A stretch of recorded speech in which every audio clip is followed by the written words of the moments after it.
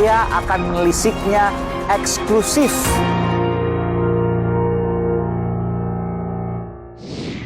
Saudara, beberapa saat yang lalu kami sempat mengabadikan sejumlah wawancara dengan sosok yang bersejarah, guru teladan, pembimbing Pak Yaakob Utama.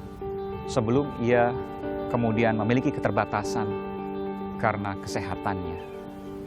Dan saudara, kami mengumpulkan sejumlah wawancara itu, ada banyak pelajaran yang bisa diambil, teladan yang bisa dilakukan, dan juga pelajaran untuk bangsa di masa depan. Pagi ini barangkali Pak Yaakob bisa menceritakan motivasi, situasi ketika Pak Yaakob bersama Pak Oyong mau membuat Kompas yang menjadi momentum terpenting untuk keberadaan eksistensi Kompas Gramedia, tetapi juga eksistensi media khas Kompas bagian dari Multimedia Indonesia Kecil, Pak. Saya menerjemahkan dan mencoba melaksanakan paham Indonesia Kecil, falsafah itu dengan cara kita menyajikan segala sesuatu itu dengan sikap yang hati-hati, yang mempertimbangkan perasaan dan keadaan, tetapi tidak melupakan apa yang menjadi dasar pemikiran kita. Antara 74, 78, saya ingat Bapak, mana Pak lebih besar maknanya untuk media Indonesia di Indonesia, Pak? Di 74 tidak ada penutupan koran ya, Pak? 74, 78. Ya. Secara jujur, saya agak lupa ini. Sudah apa sebetulnya yang persis waktu itu terjadi. Tapi kalau 78. Tetapi secara umum dan bukan mengada-ada dalam persoalan ini, Pak Oyong almarhum menyerahkan pada saya karena dia anggap saya lebih memahami falsafah dan sifat-sifat pemerintah waktu itu. Ya Pak. Ya memang ketika 78 Pak Oyong, ketika Pak Yaakob mau tanda tangan, Pak Oyong kan mengatakan bahwa sekali mati, sekarang besok ya akan mati gitu.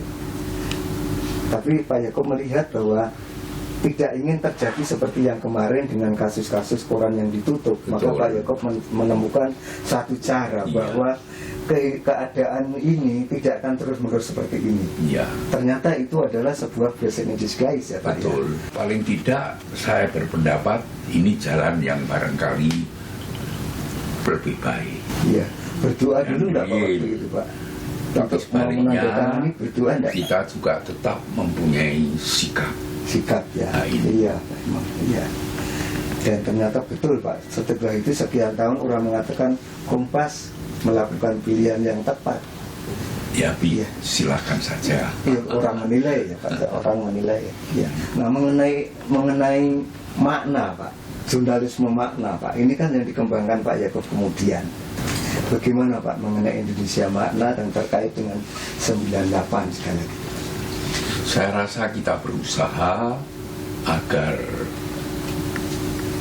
pilihan berita-berita dan liputan pada peristiwa-peristiwa mana yang perlu kita angkat itu dengan berbagai kriteria pertimbangan. Dan itu pertama tentu sesuai dengan kejadian yang sebenarnya, masalah yang sebenarnya, tetapi diletakkan dalam pemikiran yang masuk akal, yang kritis, dan yang bermaksud bagaimana supaya segala itu berkembang secara baik. 50 tahun perjalanan cukup panjang Pak. Lalu ke depan Pak Yaakob mengharapkan bagaimana Pak untuk Kompas ini dengan Kompas Gramedia tentu Pak.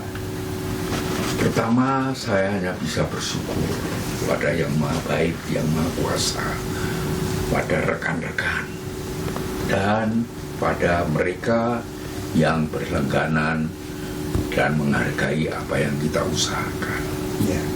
Dan selanjutnya, rasa syukur itu ingin kita terjemahkan dengan kelanjutan dari apa yang sudah kita miliki, yaitu Kompas dan berbagai usaha lain. Ya. Termasuk sisi idealisme yang dulu ditanamkan dan dikembangkan oleh para perintis Pak Yakob Pak Oyong dalam perkembangan kemudian idealisme ke-Indonesiaan. Ya. Pak, itu juga selain bisnis Pak. Betul. Pak. Betul. Pak Yakob percaya Pak, Tuhan selalu akan melindungi kita perjalanan Iya, ini ya Pak. iya, tapi kita juga harus bekerja. Ya. Ya. Bekerja itu ibadah. Barangkali ini salah satu semangat yang kita usahakan bersama.